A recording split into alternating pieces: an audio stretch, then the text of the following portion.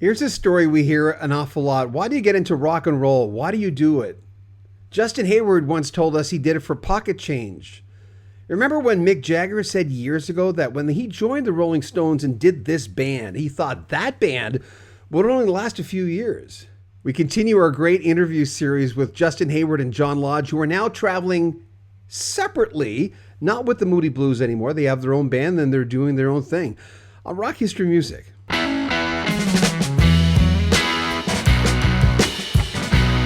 How did your family and friends react? You're just a guy, but you've got this really cool job and you're really good at your job. But what did your parents say? Do you have siblings? What friends? What did they, when you started becoming that guy, how did they react? That's a thing, isn't it? What a question. I don't know. Did anybody treat you differently? Did anybody treat me differently? No, I don't think. I don't know, to be quite honest. I mean, in the early days, I was lucky enough to get a job playing guitar for a rock and roll singer. Not long after I left school, I worked in an office for a couple of months, but I answered lots of ads. We're talking about this ghost of the ghost that I've been contemplating, right? You're asking me about him. See, you're asking me, and but.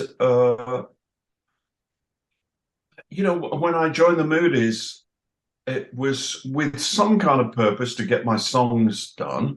I think that was the most important thing for me then, trying to get my songs performed. And I didn't even think that I was actually going to sing them somehow. But like I say, before the Moody's, I was in London from sort of 64 onwards, 63. And the Moody's, I think, in our early years, we were just trying to get the petrol money and pay the rent, So we moved into, it's not that people treated us different, we just moved in a different circle. We were in London, part of that, that whole movement that was going on in London in the 60s. And I don't think we ever revisited our past or like, hey, what do you think of me now? I don't think anybody ever did that, really. We were all happy to just move on, man. That was what we were happiest. What was the most rewarding part of being in the Moody Blues, and what was the toughest part of being in that band for you? Honest, I don't think there's been a tough part. I've never thought about there ever being a tough part. Probably being away from home on a tour is the hard part. That because you miss birthdays and anniversaries and school trips, and you miss things you regret.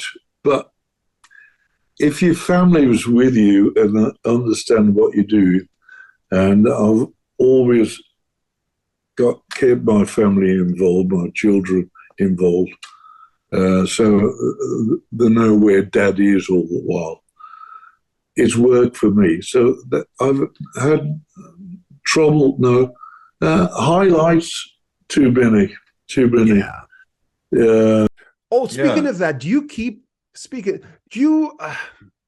your stuff? Like, do you have you keep memorabilia? Do you keep that stuff from the past, like newspaper clippings? Did you keep any of that stuff? No, I don't. Sometimes I wish I had, but no, I don't. I'm a clearer outer kind of guy. The world is filled with disgruntled employees who say, I mean, in radio, we used to have the same. People would go, John Bowden, I've been listening to you for 38 years and I still hate you. There's people and I'm going, why are you listening? But there's people who, like my dad had a job and he didn't really particularly like his job, but you're still doing it. This live project's out. I saw your video promoting it and I'm going, still got fervor in his voice. He's still you still got meaning, which is something that a lot of people leave. Is that part of, did you learn that? Were you always kind of that type of person of going, if you're going to do something, do it right? I've always, yeah, because, you know, it goes back really to the birth of the Moody Blues. I was younger than the other guy, except Justin, I must say. But when they were going to become professional, I was at college and I was reading mechanical engineering, because as a young person I wanted to be a car designer. And when Ray Thomas said to me, "Come on, John, we're going down to London as the Moody Blues," and I said, "You know, I've still got 2 years to go at college, and I'm going to finish that. And whatever happens, I'm going to finish it." And I finished it. And I'm really proud of that, to finish it and get the certificate, you know, a bit like Wizard of Oz, really, I suppose. But get the certificate. And then Ray rang me and said, "Have you finished college yet?" I said, "Yeah." He said, "Get down to London now and come and join the Moody's." So I've always had that. I try to remain positive all the while. It's not possible all the while, I have to tell you. I'm sure everyone knows that.